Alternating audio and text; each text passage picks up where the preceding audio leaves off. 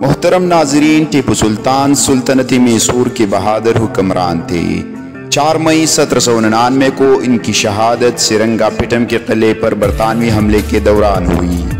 یہ چوتھی اینگلو میسور جنگ کا اہم ترین لمحہ تھا، جس میں برطانوی فوج کو مراٹھوں اور نظام آف حیدرآباد کی حمایت بھی حاصل تھی۔ جب برطانوی فوج نے قلعے کے قریب حملہ کیا تو ٹیپو سلطان نے اپنے آخری سانس تک اپنے شہر کا دفاع کیا اور قلعے کے واٹر گیٹ کے قریب مارے گئے۔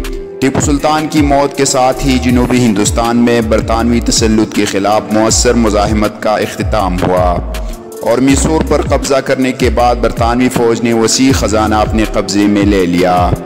اس لوٹے ہوئے خزانے میں ٹیپو سلطان کی مشہور تلوار، انگوٹھی، سونا، نایاب جواہرات اور بہت سے قیمتی اشیاء شامل تھی۔ برطانوی افسران میں یہ اشیاء بانٹ دی گئی، اور کچھ یادگاریں آج بھی مغربی عجائب گھروں میں موجود ہے جو اس دور کی یادگار ہے۔ ٹیپو سلطان کا شمار ان بہادر حکمرانوں میں ہوتا ہے جنہوں نے اپنے دور میں برطانوی استعمار کے خلاف سخت مزاحمت کی۔ انہوں نے نہ صرف اپنی فوج کو جدید خطوط پر استوار کیا بلکہ معاشی اور عسکری اصلاحات بھی کی تاکہ میسور کو ایک مضبوط اور خود کفیل سلطنت بنا دیا جائے۔ ان کی مزاحمت اور اصلاحات نے انہیں ہندوستان کی عوام کے نزدیک ایک ہیرو بنا دیا، جبکہ برطانوی مورخین نے انہیں اکثر ظالم حکمران کے طور پر پیش کیا۔